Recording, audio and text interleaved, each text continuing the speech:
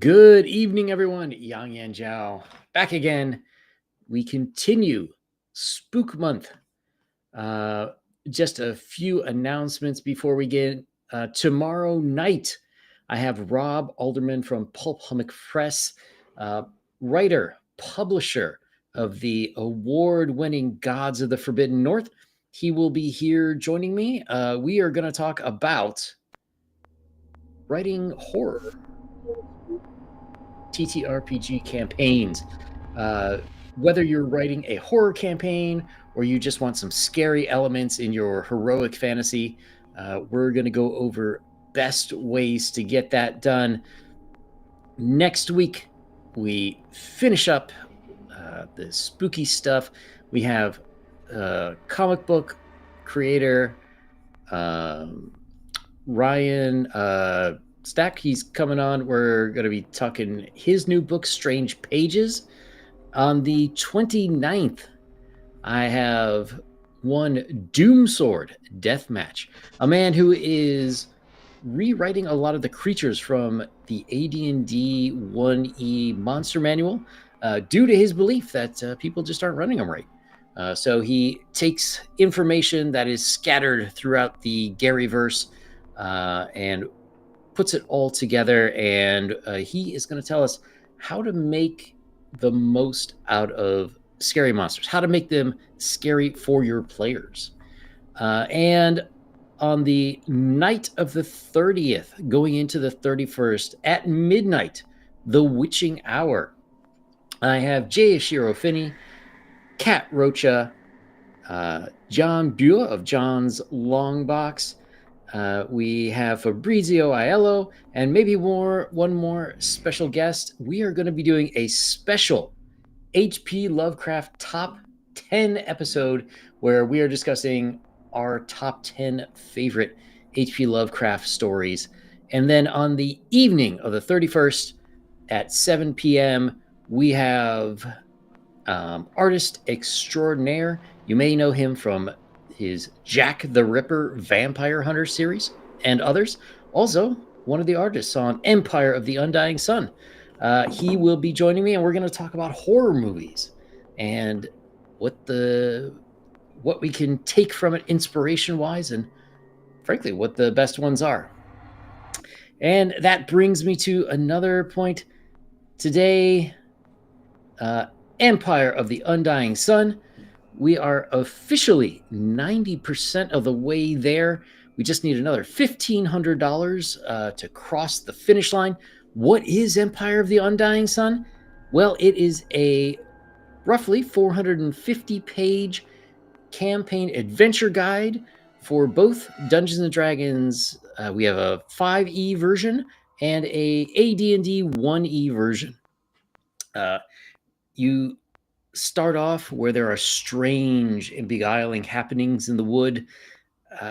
Come upon a full-on zombie invasion that your players must survive. We have swashbuckling pirate adventures, and they may find themselves in the Empire of the Undying Sun, a land that has jungles teeming with wildlife waiting to devour your flesh. We have sands, where at night you can hear the spirits of the dead howling. There are ancient ruins, which may contain magic items or may contain death. Should your players survive all this, they may find themselves in the Black Pyramid, a pyramid so deadly that it's got a mega dungeon that reconfigures itself like a pyramid-shaped Rubik's Cube.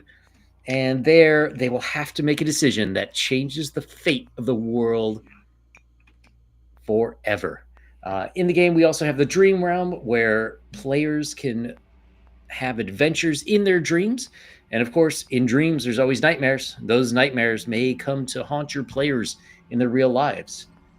And if your players are smart enough, they might find a way to become somebody else's boogeyman. We have a new character class, the Empath, hundreds of new monsters, a talent tree system that extends the talent system in 5e and expands on backgrounds in the AD&D 1e version. It is purely optional, but a lot of fun. So if you're interested, go check out Empire of the Undying Sun. There are also 12 extra adventure modules that are available in this setting that you can get should you wish. Yes, go to it as I as I paste the link here in the chat, and there should be another one down in the description to this video. But tonight we have a very special guest, a man who is currently staying up far too late for his own good, a man who is so adept with the wooden clogs you won't hear him coming. He does have two lips. He is any award-winning writer, Viktor Gorchev. And you're muted. Damn it. What an amateur. I think it auto-muted me. I don't know. Yeah, it's been doing that recently. Yeah. I was on someone else's show a few days ago, and he did like a 5-minute monologue, all without a mic. Oh, yeah. At least we caught mine early. So I asked you here today because as I'm writing Empire of the Undying Sun, and you know, I wanted it to be horror, have a lot of horror themes from the beginning. One thing I didn't realize that I was doing is writing American horror, which as I went along, I sort of said like, oh yeah, you know, this is different. It's like, for example, you could say Barovia and Curse of Strahd and those kinds of horror settings.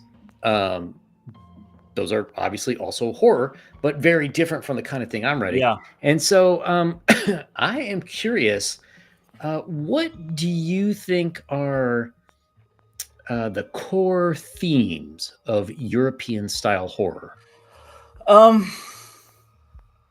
Probably like a lot of like when we're talking about like fairy tales and like mythology and like all that stuff, probably a lot of like cautionary tales, I would say, kind of like moral lessons. Yeah, it's kind of a hard question. Like I had like all this stuff in my head and now it's like leaving me. Well, you mentioned Barovia. Barovia is obviously like very Hammer horror, so like that's very like Gothic and like stuff like that. Like American horror, especially when it comes to like movies and stuff like that, seems to be more focused on like slashers and like you know, serial killers and like, you know, Jason Voorhees and like Michael Myers. Also, together with the Japanese, you kind of got like the monopoly on like ghost stories. Like I can't really think of like many, like, you know, we got ghost stories, especially in like Britain and stuff, but I can't really think of many like European like movies or like video games that are like really dwell on like ghosts. Mostly our horror tends to be like just based on like our mythology, so like fairies and like the fae and you know, just stuff like that. So yeah, and then American horror, like it's that mix of like Native American stuff and then like all your like kind of like more colonial like the stuff that's kind of like the manifest destiny, like like era basically. So no, that's totally true. Yeah. So I mean that's kind of it, like kind of modeled there, but like with American horror for sure.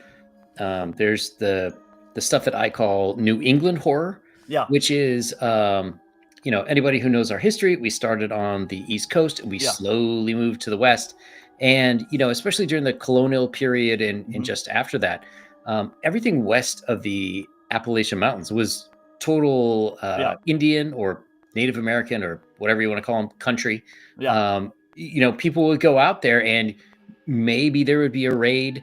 And everything seemed like very dark and full of heathens and, you know, spirits. And part of that, too, is I think because North America had been decimated by diseases before the Europeans really settled there, that like there were so many places that clearly showed signs of development, but were completely empty. So, you know, there's like a spooky, like, what happened here? That I imagine you have like a tinge of for certain places in Europe. Yeah. But I think that is a fundamental difference because, at least for the last 500 years, in Europe, more or less everywhere has been developed. Yeah. You know, you don't have, like, I guess maybe the Black Forest, Carpathian Mountains, you might have a little bit, but for the most part, you don't have the wilds anymore. Yeah, no, true. Like, if you go far back enough in Europe, like, obviously that whole, like, the wilderness is dangerous and scary and mysterious, like, we have that too, you know? Yeah, yeah. Like, especially if you're talking about, like, fairy tales and stuff. But then you're also right, we did eventually, like, basically tamed all of that. And I think also, like, Christianity, like, basically taking over Europe and, like, all, like, kind of, like, had a big part in that too. Well, yeah, like, American horror, like, that whole, like, it's the wilderness and it's mysterious is a lot more recent, and it still kind of applies to today because you've got, like, woods over there that are, like, 3 times the size of the Netherlands, basically. And you've got people disappearing every year when they're, like, hiking. There's, like, that urban legend of the 113 of our 101 or whatever, like those mysterious disappearances that people always talk about. Yeah.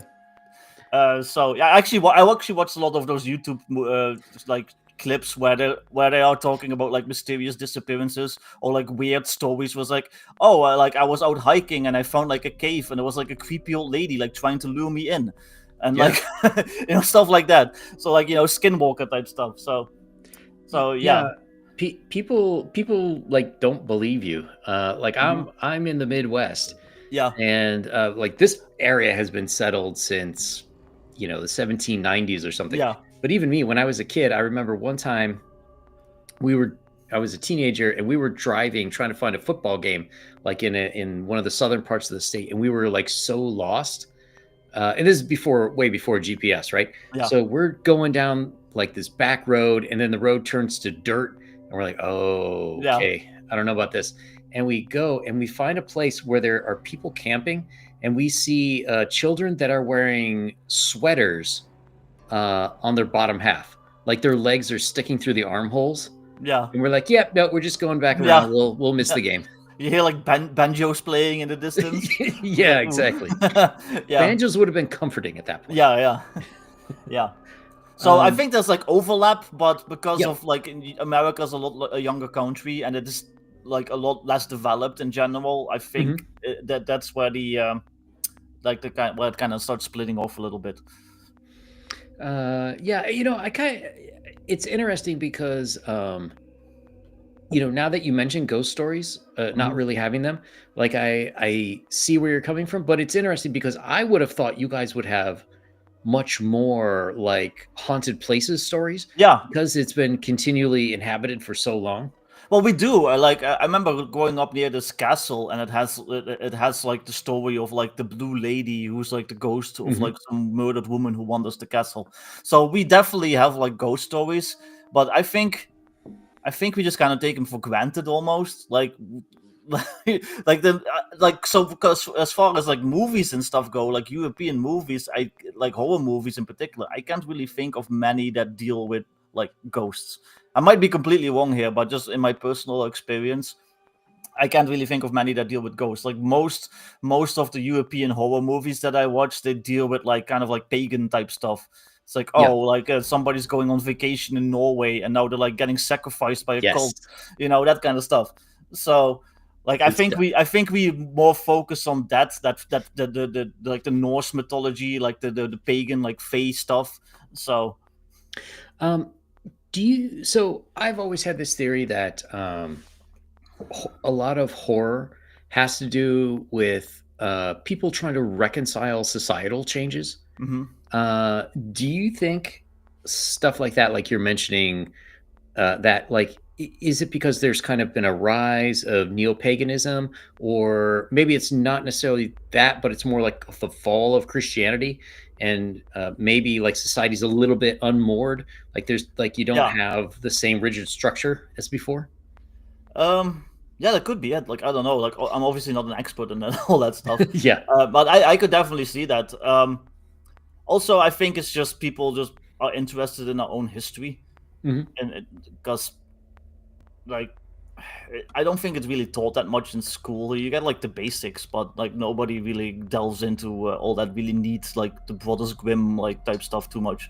So I think that's just this general interest in like I said, knowing our own history, which I think is the same for America, because Yeah, like that Skinwalker type stuff, like yeah.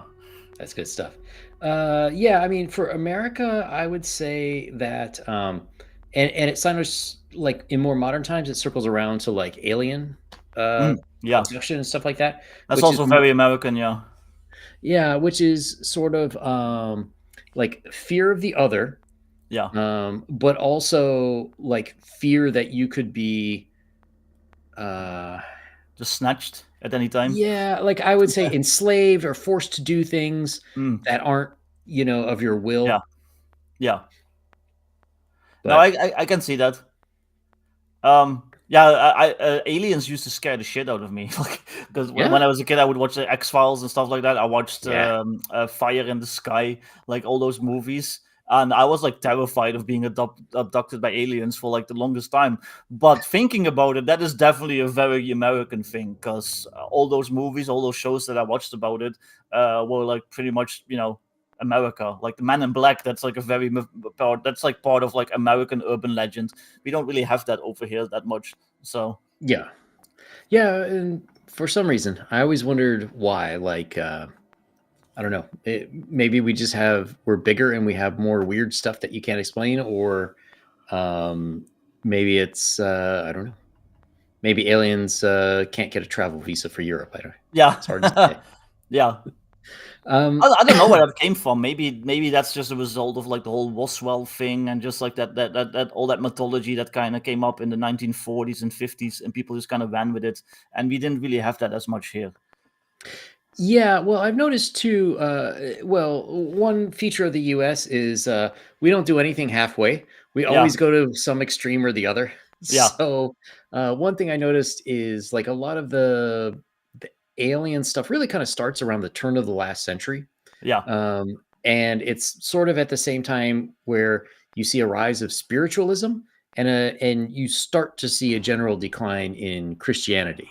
Yeah, yeah. When you guys started going into all that new age stuff. Yeah, so I Yeah. mean, Europe did have its fair share of that at the Oh time, yeah, of course. Yeah. but I kind of wonder if it's like people, you have for what, like at least 1,000 years, up to 1,500 years in the West, we had Christianity as sort of like the anchor point Hmm. of like this is right, this is wrong, um, this is a demon, this is an Yeah. angelic force, and like sort of now when things are not as certain, like do we as a species need to fill those kind of roles, Yeah. like I like if think it's so. not, if yeah, Yeah. I know. I think as humans, we kind of like gravitate towards trying to make sense of stuff yeah, and building a mythology around it.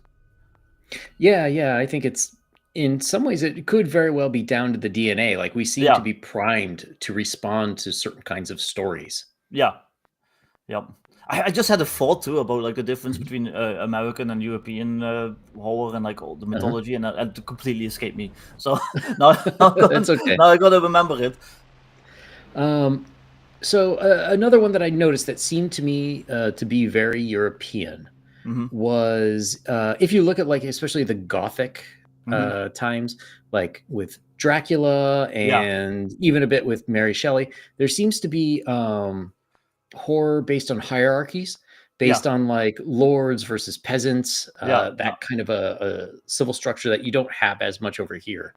Oh yeah, no, definitely. That's always been a part of Europe, like that Mhm. feudal kind of like stuff. While in America, a lot of, especially when you go to your more colonial Mhm. like myths and stuff, it's all about individualism and just being your own man. Like I said, that manifest destiny, Yeah. that thing that you guys have. So, and then you kind of just mix that in with all the Native American stuff that was floating around and kind of made this unique thing. But I also remembered what I was going to say. Yeah. I think America also as a bit more of a unified culture. So obviously you have like your different states and like all that stuff, but you all speak English. You all just Yeah. kind of like communicate with each other. In Europe, especially like in the earlier days, like stuff kind of ended at the border, and you have like all these different countries, and we all speak different languages. So I think that's why certain concepts just didn't spread as much. So you might like the French might have a completely different, like if you talk to a Frenchman, he might have a completely different concept of like what horror is to him than I do, because I'm in the Netherlands, so I'm mostly just seeing like that the Dutch stuff and maybe like Germanic in general, but I have no idea what they're talking about in the Pyrenees in France. What kind of like monsters are lurking over there.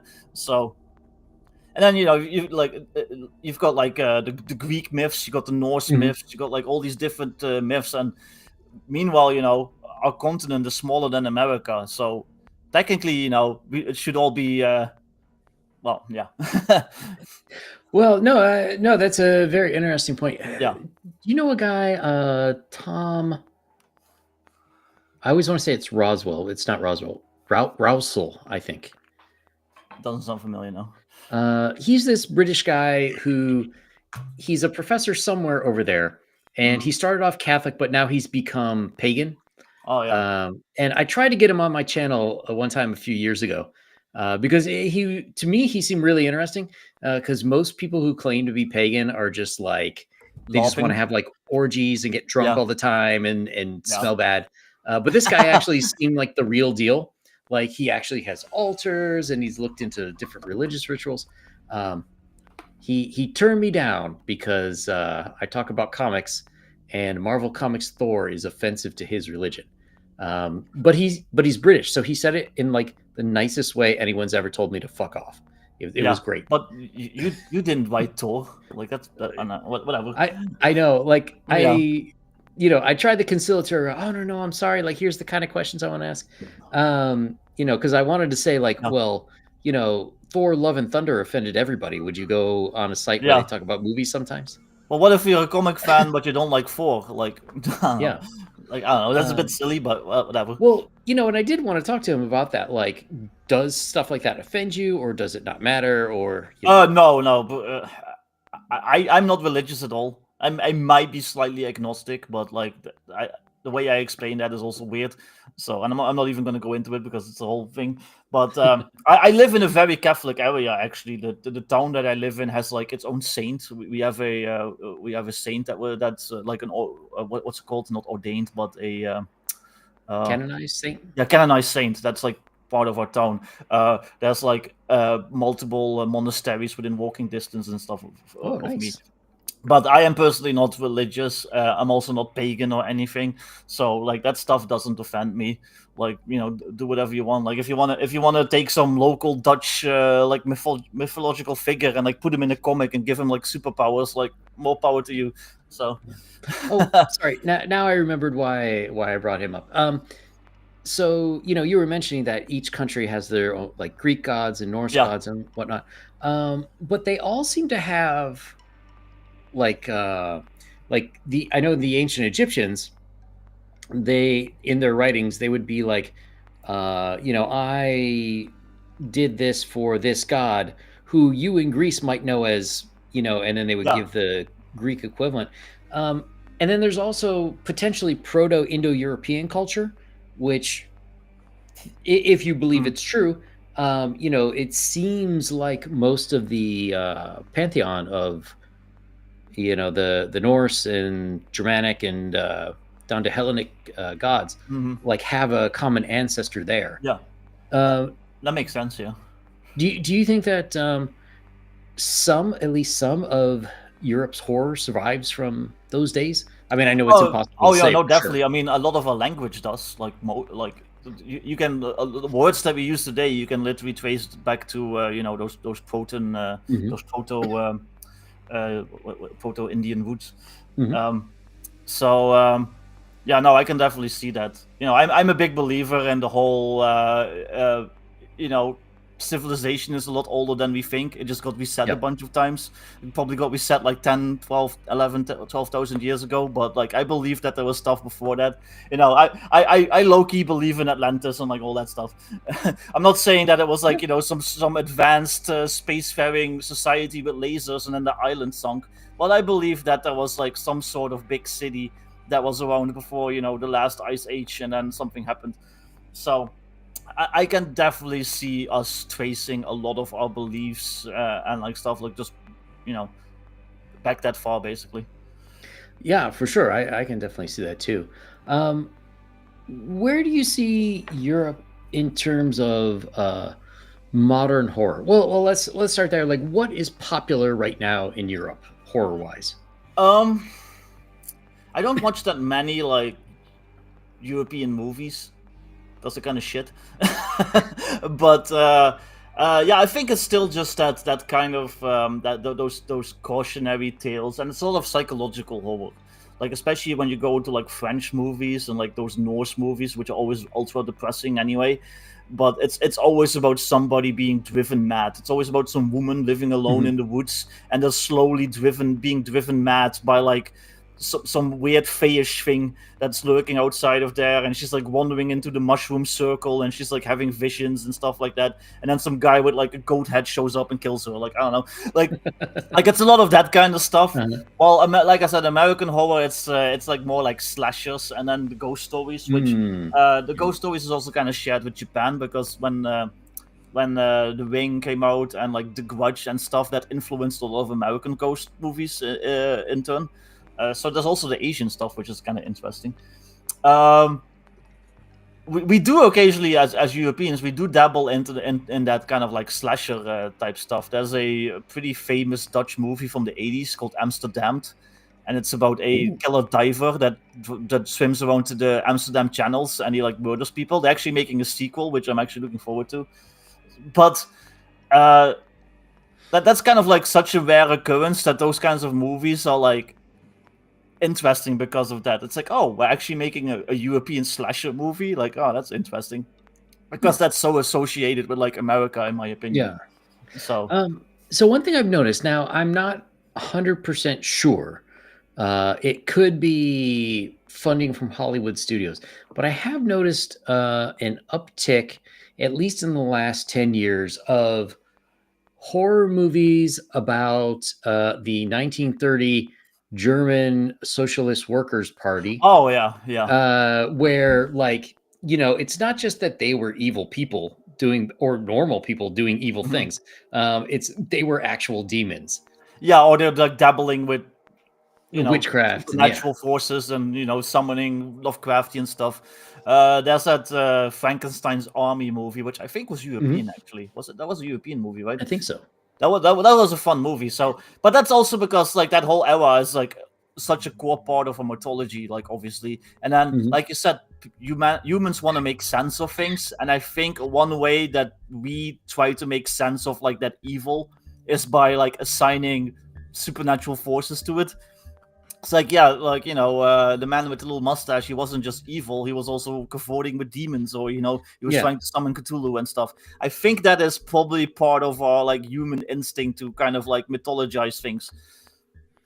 So Yeah. And do you think there's sort of a, like, it's kind of hard to say because all there are so many different cultures in Europe, and some countries suffered at the hands of the mustache man. yeah, But do you think overall it's kind of like a European way to sort of, like, I don't know, like we were talking about before, is it like kind of making it into a warning, almost like a yeah, Grimm's fairy tale, or is this the process? Do you think that maybe stories went through back in the olden days? yeah, no, definitely. Like I think that is part of that whole. We try to make sense of things, and we turn it into like a cautionary tale. That's where like what fairy tales basically were.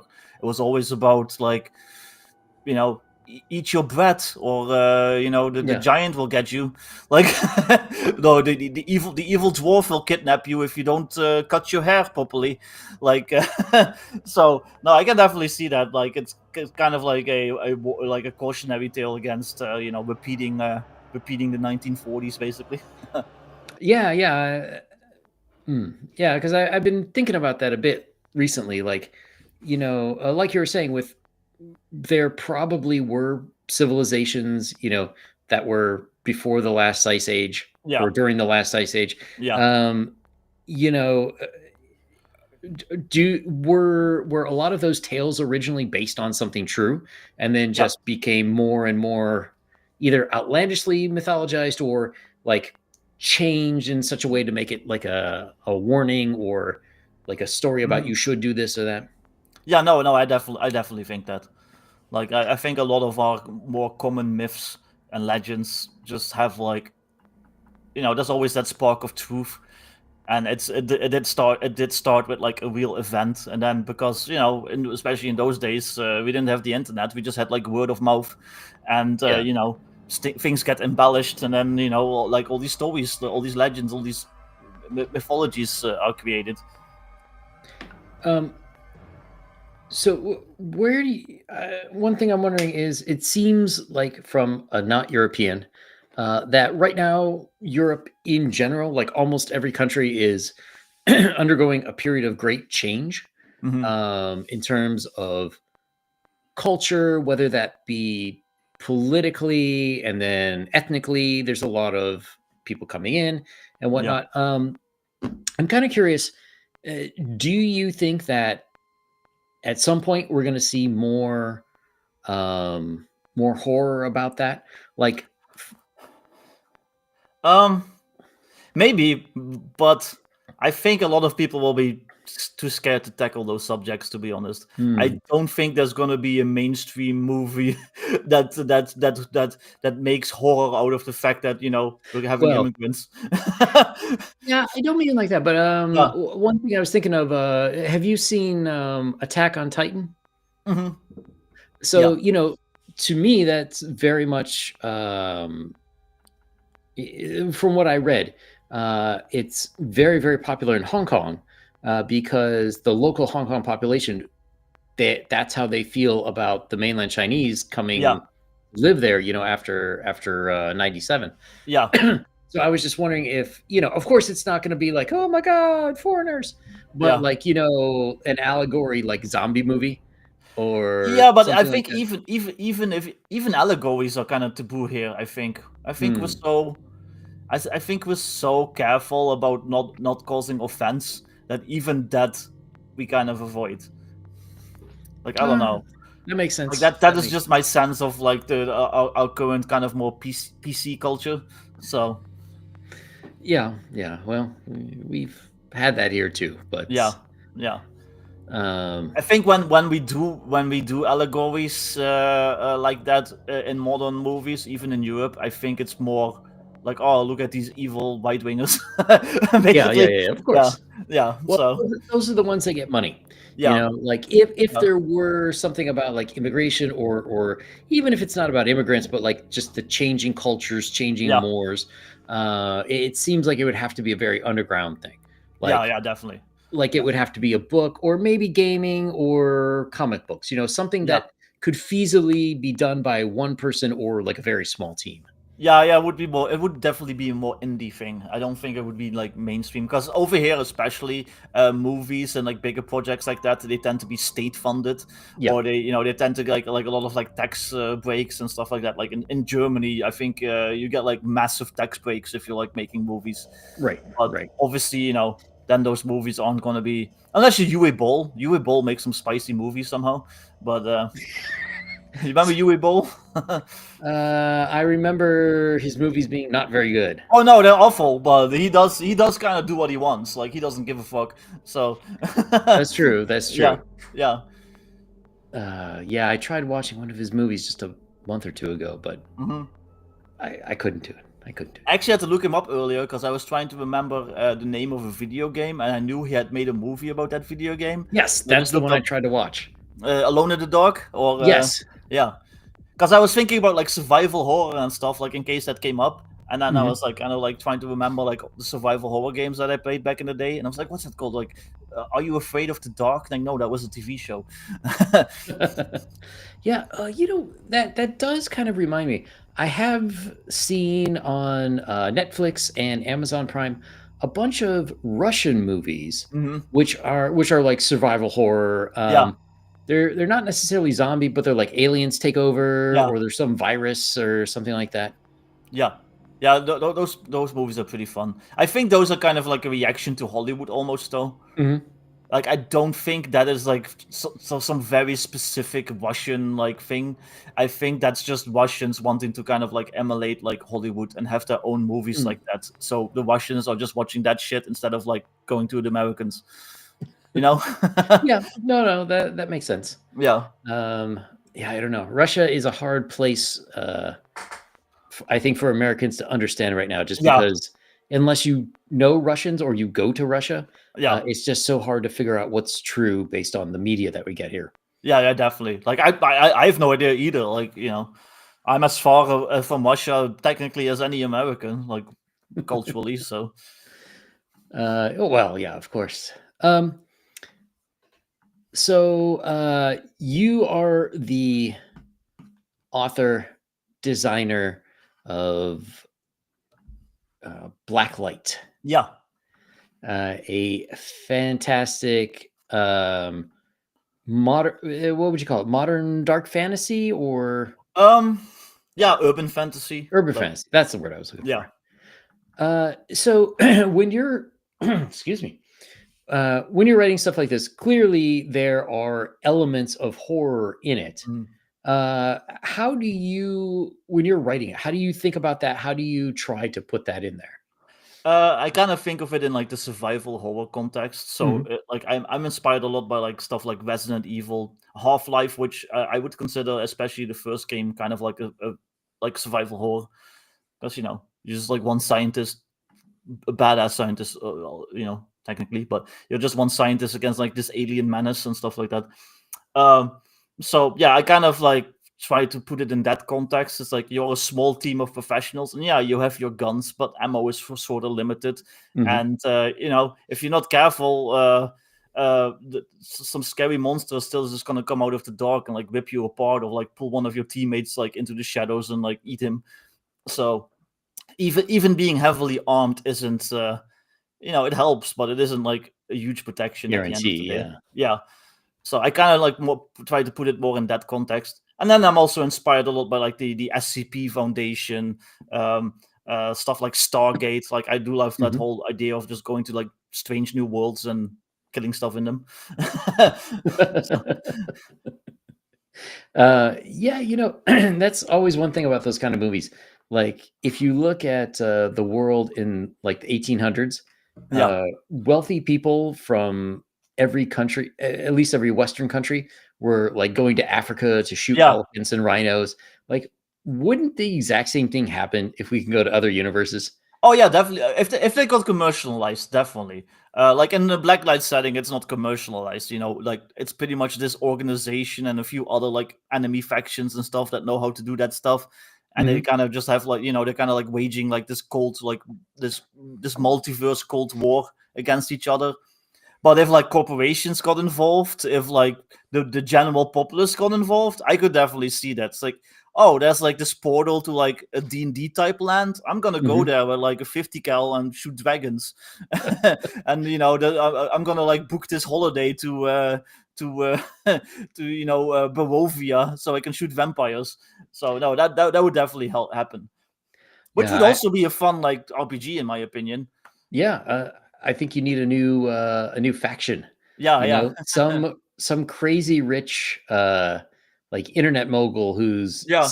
forming a secret society with his friends to Yeah, go no, I can murder definitely see that. everything. Yeah, I mean the book's kind of done. Else I would have. Else I would probably put that in. Maybe I can add like another couple pages and put that in. I'll have to see.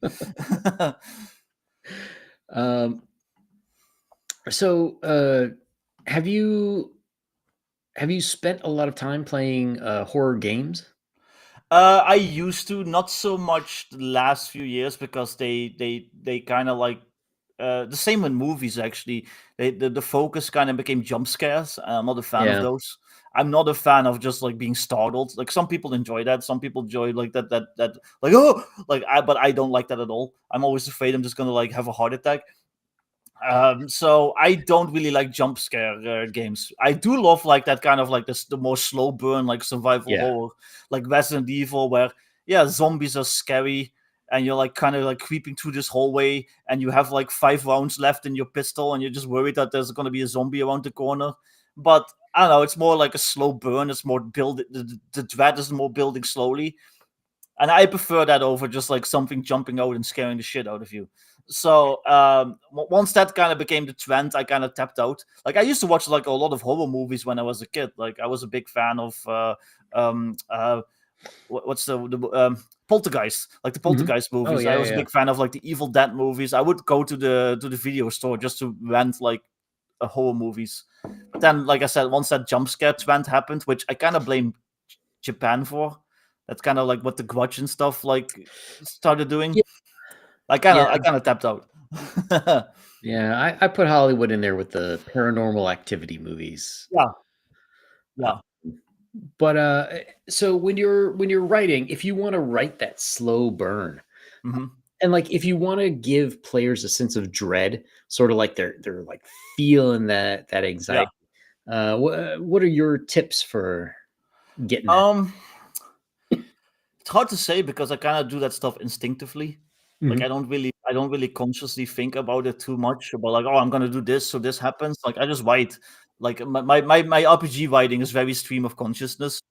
But I think I just let myself be inspired by the games and the movies that I play. So the Makes Blacklight sense. Adventure that it's in the end of it is very inspired by like Evil Dead.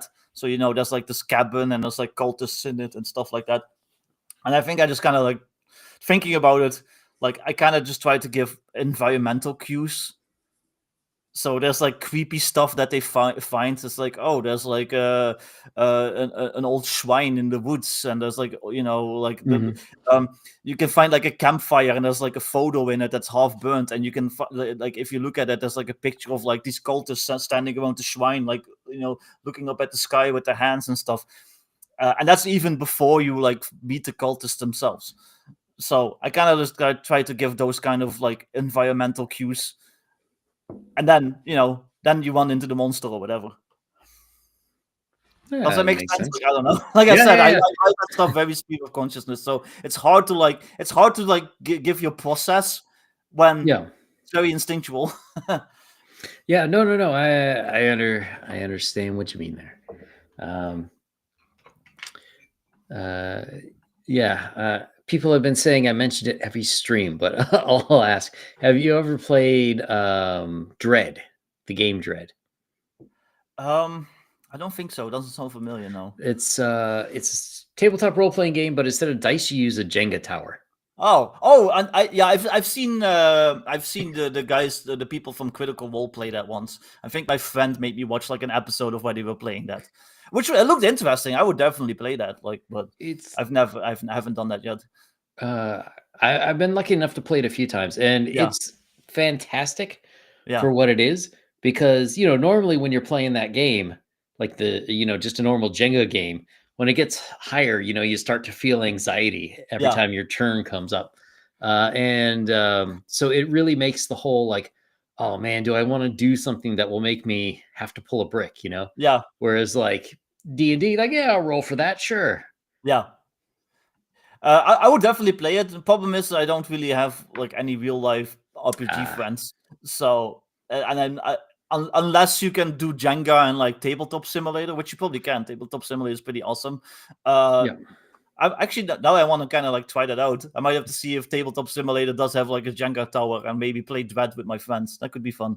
Yeah, So you could do it that way. yeah, Uh, I mean, assuming it had it. yeah. I don't know. There might actually also just be like Jenga Simulator on like Steam or something. I'll have to look. Yeah, they could be. It's been a while since I've looked through the old tabletop simulator. Um, I'm curious. I'm gonna so, look on Steam if there's Jenga. Go ahead though. Sorry. well, I was going to say, so you've got Blacklight, which is for Shadow Dark, and I Hmm. know you're a big fan of writing for the system. Do you think that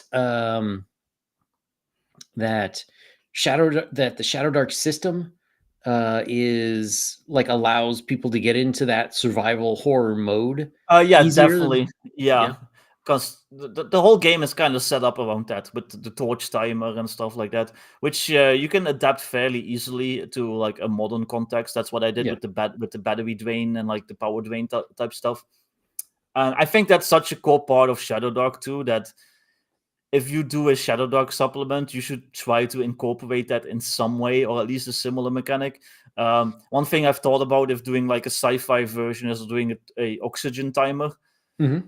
Yeah. So like stuff like that. So I think you always need kind of like that like something like that like a timer that you have to be aware of, and if it runs out, something horrible happens. Like I know Chubby Funster does his apocalypse timer for Yeah. Shadow City, where Mm-hmm. eventually humanity will know about vampires and you're just screwed. So I definitely think if you do a Shadow Dark type game, you need some sort of like timer like that, and that definitely plays into the dread, the anxiety, the horror. Also, in Shadow Dark, the torch timer is because monsters can see in the darkness, but you can't. So once your torch runs out and you're just like stuck in the dark, well, you're screwed because the werewolf is like perfectly hunting you down, but you have no idea where he is. So Yeah. When I first heard about Shadow Dark, I asked some people, like, well, what is it about Shadow Dark? As opposed to like 5e or Draw Steel or whatever. And everybody said the torch timer. And at first I was like, torch yeah, as a timer? That's a big thing. And then I really thought about it. It's like, yes. yeah, And it sort of solves one of those core problems with 5e, which is, if everyone can see everything at all times, yeah. you're really losing as either the writer or the DM, you're losing the ability to set the atmosphere as Yeah, being I creepy. hate that everyone has dark vision in 5e. Yeah, Unless you're a human, then humans don't get it. But every other race, like, oh, you have dark pretty vision for much. some reason. Yeah, Yeah, yeah, that's in mine. I had to change dark vision to make it work yeah, better yeah. for the I DM. prefer the older, like the infravision. Yeah, But yeah, yeah, exactly. I changed it back to more of like ultravision, and then yeah, also that like if you're within 100 feet of a light source, it doesn't work. Just yeah, like because your eyes are getting washed out basically. Yeah, yeah. So it is still there if somebody wants to like go off on their own and yeah, stealthily, scout out the corridor ahead. That's fine. I got no problem. But for the most part, it's just way too much. yeah.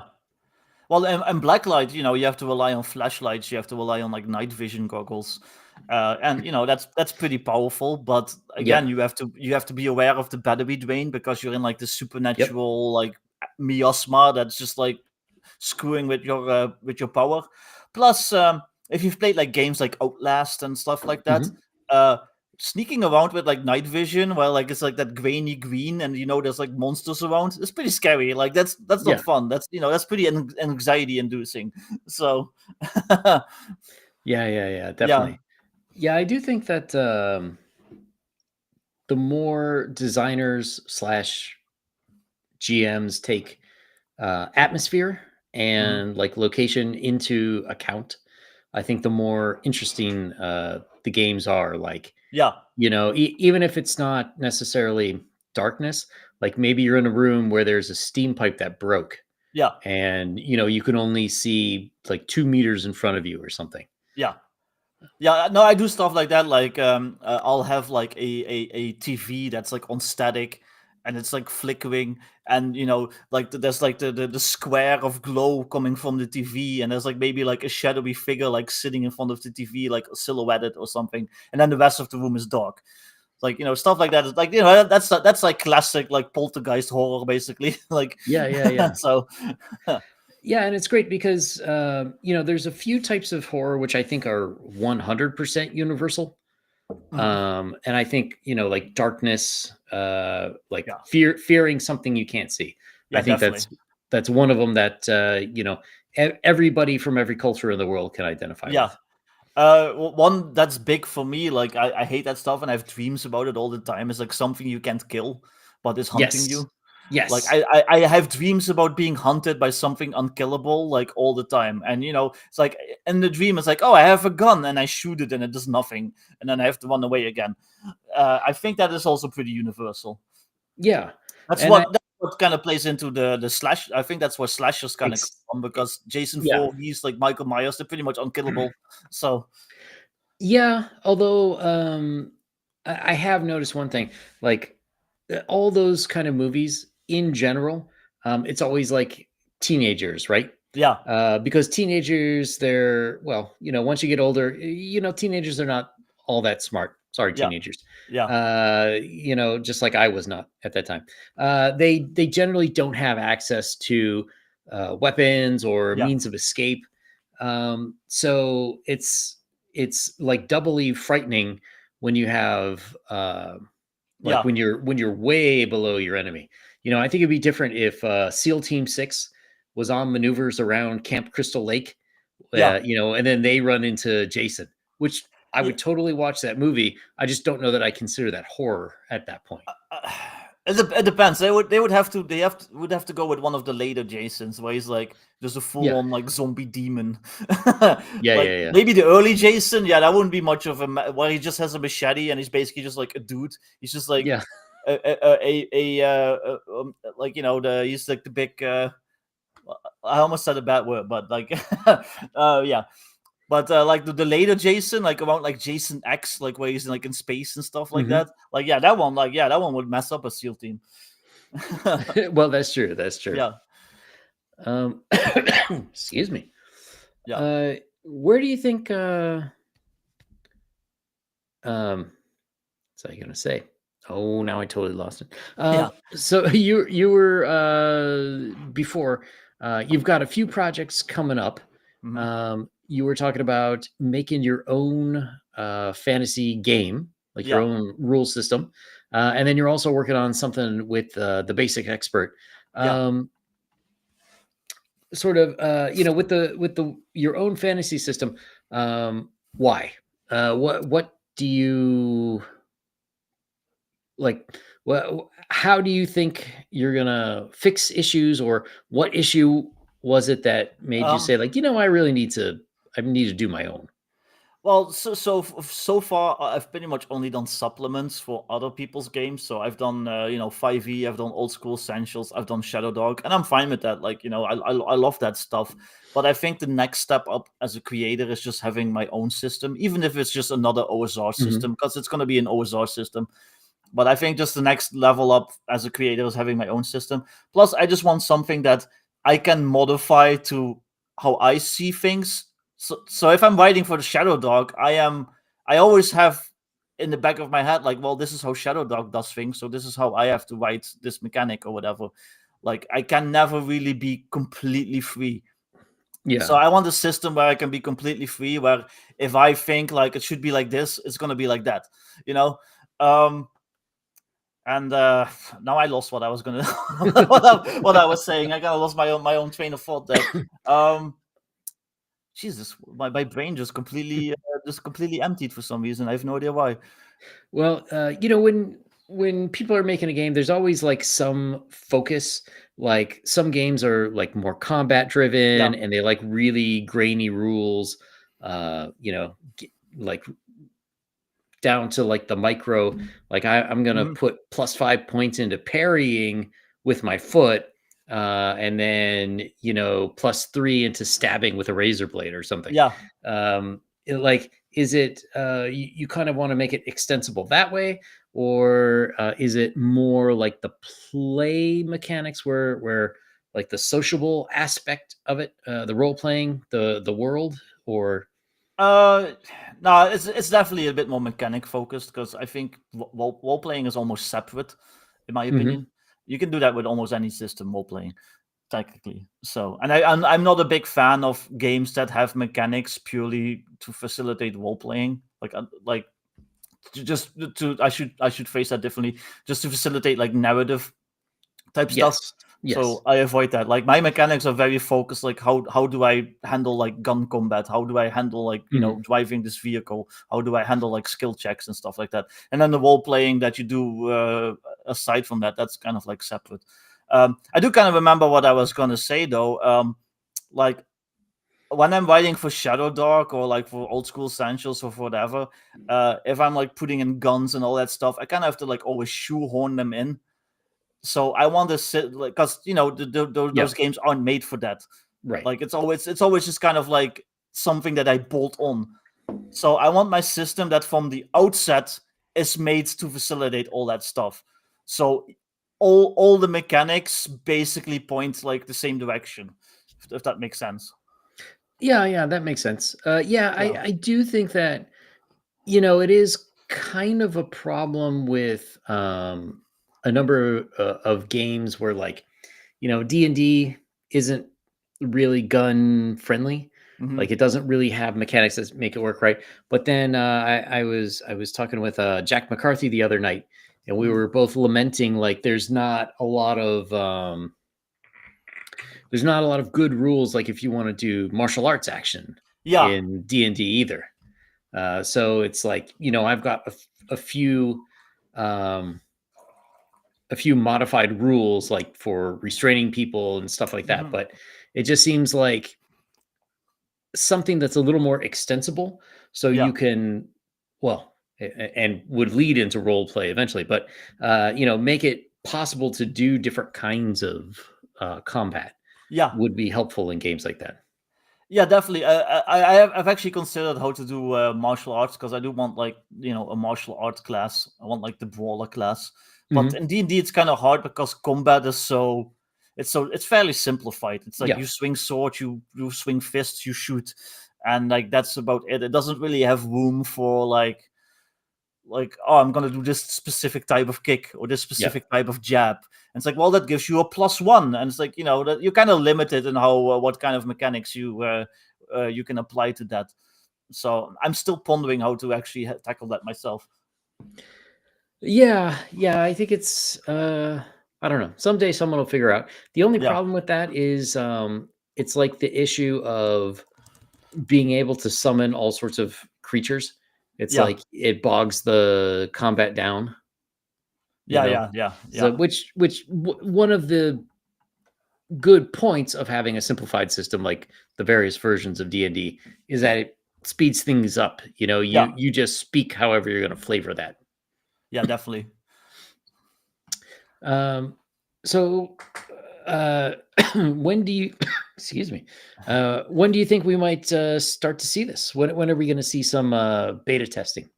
Hopefully early next year, maybe even towards the end of the year. I'm trying to get through the bunker and the Badlands adventure right now, which hopefully won't take too long because it's an adventure. So the writing is a little bit quicker than having to figure out mechanics and stuff like that. And then after that, I pretty much want to focus full time on Streets of Magic for a bit. I need like side projects aside, like the stuff that you want me to do. Um, and then yeah, so hopefully next year. I like doing my Kickstarters around March. Like so far, I've done all my Kickstarters in March, so I'm gonna aim for doing this one in March as well. But we'll see. I actually have like a good chunk of it already written. Like Oh, earlier this nice. year, I took a break from all my various projects that I was supposed to do, and and just focused on that for like a couple weeks, just as like a palate cleanser. And I already have like the whole like course system, like the gun mechanics, like all that stuff, pretty much written. I'm sure I'm gonna go over it and like change stuff because Mhm. this was like months ago, and then like Victor now is gonna be like, oh, that's stupid. Like I'm gonna change that, or like, oh, I can make this even better. But Yeah. yeah, I just wanted to kind of like get my rough ideas down. So Patty wants to know, how does access to magic affect your horror game? It depends on the magic, really. Depends on how powerful the magic is. I think That's magic true. can also be utilized by the enemy to like facilitate horror. Like curses and stuff are like pretty Yeah, horrific. So that's true. Yeah, I've always had this theory. Like, I don't know if you've known people who maybe when they were growing up, they didn't have a lot of money, but then all of a sudden they got wealthy, yeah, and their personality changes, yeah, and a lot of times they become more of an a-hole. And you yeah, come to realize that, like, they were always that way, but like they just couldn't afford to act on it when they yeah, were poor. yeah. I used to live in Los Angeles, so I saw a number of actors who who were like Oh that. yeah. But for me, uh, for horror games, one of the things with magic, like if you're talking about arcane magic, it slowly warps you Mm, to where you think, like, just because I can do something, it's okay for me to do.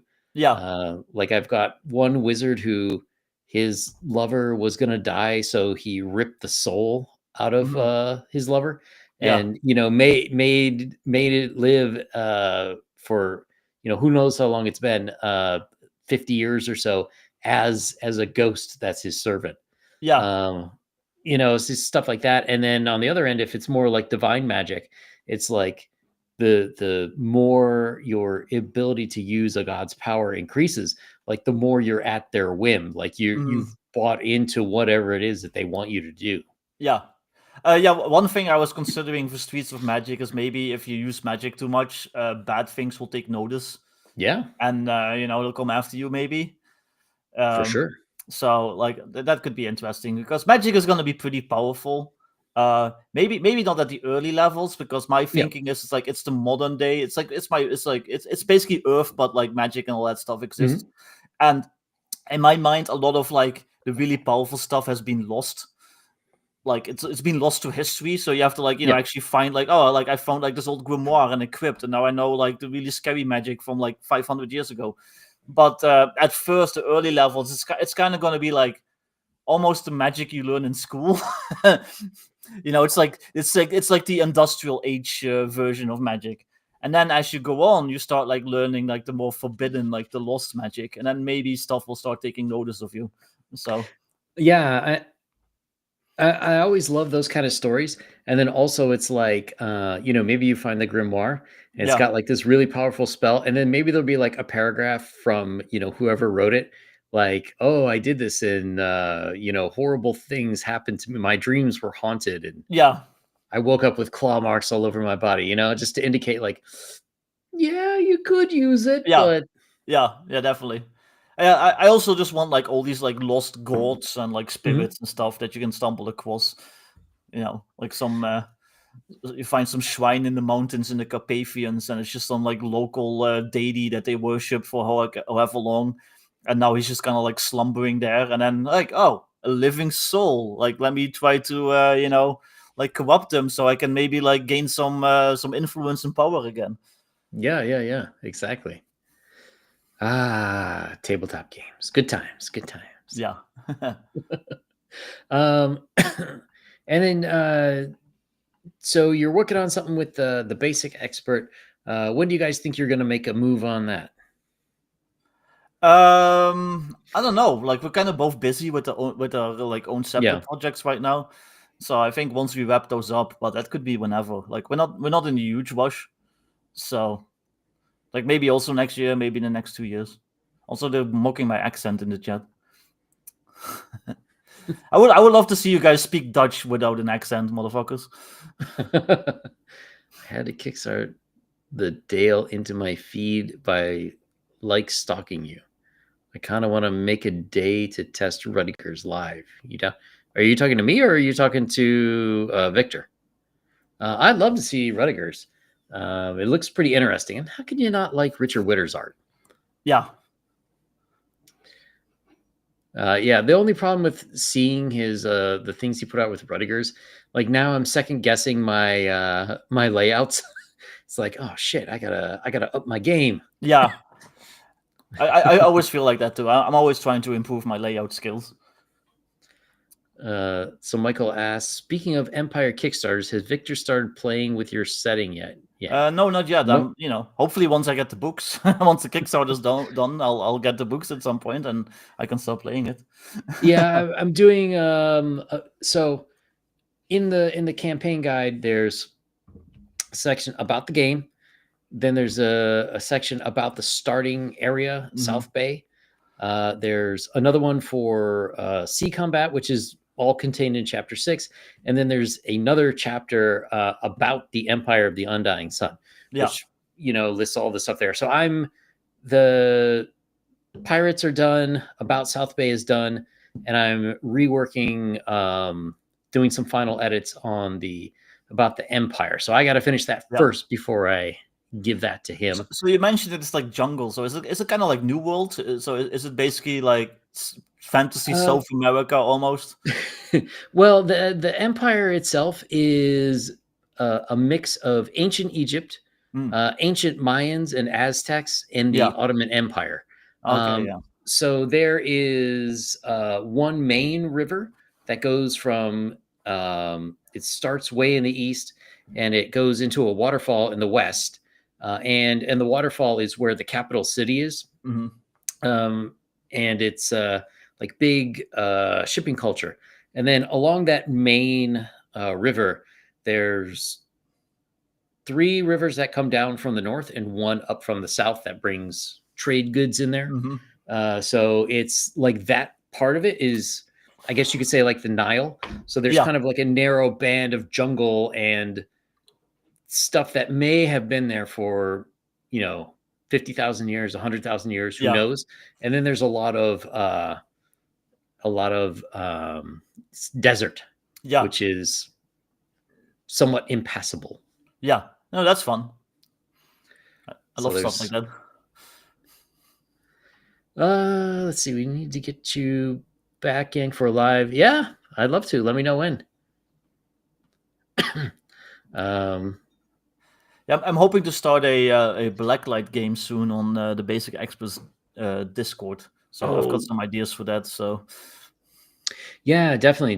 I if I had a chance to play it, I would. Yeah, I would like to, or at least see it. Yeah. I'm curious how it works out. I'm not sure I'm ever gonna do like a let's play or a live play because I'm I don't know, I'm way too shy. Like, and I don't think I'm the greatest dungeon master ever that ever lived. So I don't know. I don't want to be. Well, I mean, you can get somebody else to run it. I mean, Yeah, plus, no, but it's my baby. They would do it yeah. wrong. But I don't know. For me, that's like the second kind of test. If Yeah. somebody else, based on what you wrote, if somebody else Yeah. can run it well, then it's like, yes, I did a good Oh yeah, job. no, I would love to see somebody else run Blacklight. I'm just not sure I would want to play in that game. I don't know. Because then I'm just always thinking like, no, you're doing this wrong.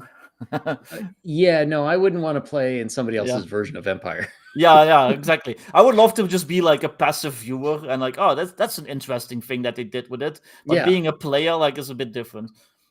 Yeah, I mean that's why I've asked some people to write modules for the world, because it's interesting for me to see what other people pick up on. Yeah. And and how that might change things. Yeah, definitely.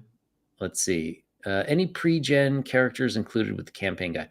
No, not really. There's NPCs, but I mean, you could sort of model a character after some of the NPCs if you were like a town guard who's like saying, "Screw this, I'm going off adventuring," or there are religious cults and different splinter religious factions that you could easily turn into like a cleric or a monk. Yeah. Something like that. But I don't have any specific ones because it's, depending on the version of D&D that you're using, I think it's easy enough to make some pre-gen characters. I'm usually not a real big fan of pre-gens. Like, I'll use them if like somebody's playtesting their game and they're like, "Hey Vic, here's like a pre-gen." I played in Blackwell's Horde Wars playtest, and he had a pre-gen for me, and I still made it my own character. He was a cool character, but for the most part, I prefer making my own characters. Yeah, I mean, I think they're good if you have people who haven't really played tabletop role-playing games before. Okay, you're a fighter, you're a magic user, something like that. That's easy for newbies. But I think, most people who would be playing Empire have already had some tabletop role-play game experience. Yeah, definitely. Plus, there are pluses and minuses depending on how they want to make the characters. Yeah. Like if you're going to start making tieflings and stuff, it's going to get real hard for you. But I always like people to have the ability to cut their own throat, so to speak. Yeah. Well, I'm just going to have to mix Empire of the Undying Sun with my own settings. So it's going to be a Blacklight team that's going to end up there. And then, who knows, right? Know. I kind of want to do that. So the Black Lodge guys, they're working on their Bloodmore setting. Mm-hmm. And I already told them, like, since it's also Shadow Dark, I am probably going to mix it with Blacklight because that sounds fun. Yeah, that does sound pretty cool. Yeah. So Patty says, I need to update my Blacklight adventure for the changes. I really want to finish my Blacklight campaign setting from Endearing Light. Yeah, so he wrote his own adventure for Blacklight, but it was for like the old version that I wrote a couple years ago, the very first version. So I've changed a lot since then in the new version. So let's see. If you backed it on Kickstarter, Patty, I don't know, no, I can't remember if you did. You should be able to just download like the latest PDF, which is pretty much the latest version. So Michael says pre-gens are kind of interesting because they give a glimpse into what a game's creator has in mind for a character.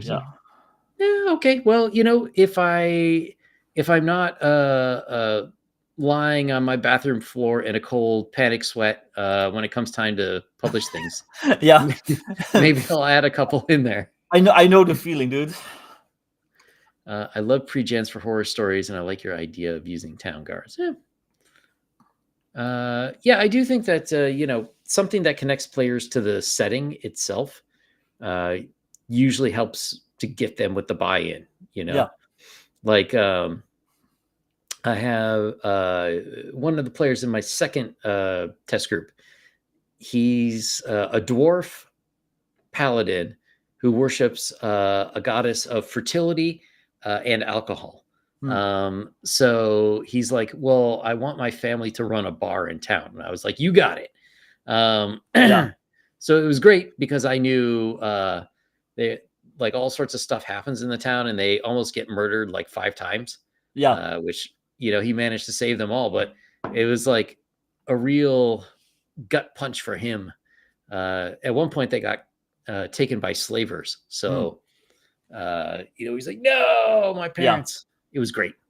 It is always nice when people are actually willing to engage with your setting and they're making characters that tie into that setting properly. Because you mentioned like tieflings, there are those players that like any setting that you throw in front of them, it's like, well, I want to be this very specific character.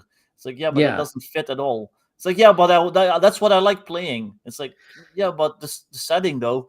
Like engage with the setting. Like if you're playing Blacklight, do Blacklight stuff. Like yeah, exactly. I had that.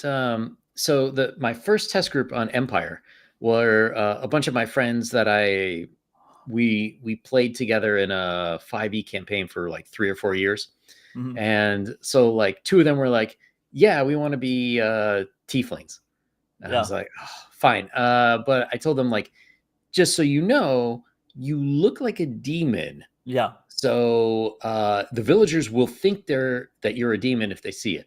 So I gave them like magic amulets, but their power would fade during dawn and dusk. So they always had to go into hiding when the sun was coming up or going down. And they kind of forgot about that a couple times. There were a couple times they did get run out of town by a mob. Yeah, you see that it's like at least they're engaging with the setting in a way, even though they're playing something that technically doesn't fit. But you're finding a way to make it fit. But that's always those players. Like I always hear those stories about Rifts because Rifts has like those like it's like one setting, but it has like very specific like different like parts. And I remember like one story. Everyone wanted to kind of do like a Mad Max type thing, so everyone was like very like low tech, just like a wastelander with like a rusty Uzi and maybe like a muscle car. And then the GM's girlfriend was like basically like an anime girl with like a laser katana and like power armor and stuff like that. And it's like that doesn't fit at all with like what we're trying to do here. So I don't know. There's always those people, but that is one of the issues of playing with friends as opposed to playing with random people. Yeah. When it's random people, I could be like, this is the game we're playing. If you're on board, great. If not, thank you for coming. Yeah. I am a bit too nice sometimes, especially when I first started DMing. I let them get away with way too much, including I gave them a way generous. I gave them a very generous method to like roll their stats. So like even at level 1, they were kind of overpowered. Yeah. So that haunted me for like the rest of the campaign. Yeah, but I think that in some ways that's good, right? Because you need to take into account that people are going to do exactly that when it comes to running their games at home. Yeah. So if your campaign is sort of I don't want to say balance, but if it's sort of aimed for like random, you just take whatever rolls, 3d6 down the line. But then people are getting like point buy arrays, or Yeah, they're getting all sorts of special things. Then your game is going to feel unbalanced. It's going to feel too easy. yeah. I think I did 46, drop the lowest, and then Oh, reroll once or something like that. California So roll. yeah, so like at level 1, I already had like a character with like 20 decks, and they were like a gunslinger with like a magical rifle, and then feats that basically let them ignore cover. So it's like, Yeah. oh, okay, well, nothing is a challenge now. Yeah. That's some people like that. It gets fun, but eventually did Yeah. start haunting me because it's like, yeah. There definitely are those people who they're like the people who watch playthroughs of streams as opposed to wanting to play the video Yeah, games themselves. Like I've noticed when they play D&D, a lot of times it's like, not that they don't want to engage in combat or role play, but they always want it to be the simplest possible and always on their terms. yeah, Like, sure, I'll negotiate with someone if my charisma is 20, yeah, but they won't try to make a good deal, with a charisma of 10 or something. yeah. Um, so again, anyone who is looking, Blacklight, the campaign has finished, so it is 100% funded, but it's still in the late backer stage. Yeah. So you can still get it. Do you know what, or do you have an idea of when you might be getting ready to publish? I'm basically just waiting for like a couple more art pieces from my artist, Nice. which I only just need to. I already have the pages set out in the file. It's just like empty pages, so I only have to like plug those in. And after that, I am basically just going to publish the PDF to Drive to RPG and close the late pledges, so I can just start sending that out to the actual backers. So I'm not sure when that is. It just depends on the speed of my artist. He tends to give me like an image like every week, like 2 weeks. So it could be 2 weeks from now. It could be a month from now. I don't know. Okay. So end of the year-ish. Yeah, basically, yeah. All right, very But cool. So otherwise, the game is pretty much done. My current file does have like some slight edits compared to the last file that I gave everyone, but they're very slight. So yeah, like I said, the game is pretty much done. Otherwise, so if you pledge now, very nice. you can just go to the updates, and there's like a Google Drive link where you can download the PDF, and you can basically start playing. Awesome. Yeah, so anybody who hasn't checked it out, linked in the chat. Sorry, Rumble people, if anybody's actually listening on Rumble. But in YouTube, it's there. I believe I threw a link in on X earlier. And if you're on YouTube, and I'm sorry, but you pretty much should be, go check out the descriptions of the video. Yeah, And if you're not watching this on YouTube, why don't you go to YouTube and go to @Yang Yan Zhao 4. Follow me there and subscribe. That's the word they like to use. And I've got lots of great guests coming up, especially rounding out the end of October. Anything anybody else should know about what you're doing, where to find you? yeah. You can find me on Twitter, on X, I should say rather, on the Viktor Gorchev or the Squang Dutchman. Though I don't really use that account as much as I should. I'm mostly just on my Viktor Gorchev account. And then yeah, you can find me as the Scrying Dutchman on Drive to RPG if you're like interested in my games. I have a modern supplement for 5e, which was my very first book that I released. I do want to redo that at some point because I think I'm a lot better as a designer now than I was like 4 or 5 years ago when I first started. So I could probably do a way better job also with layout and stuff like that. But I also have a modern stuff for old school essentials. Yeah, just that's kind of my specialty.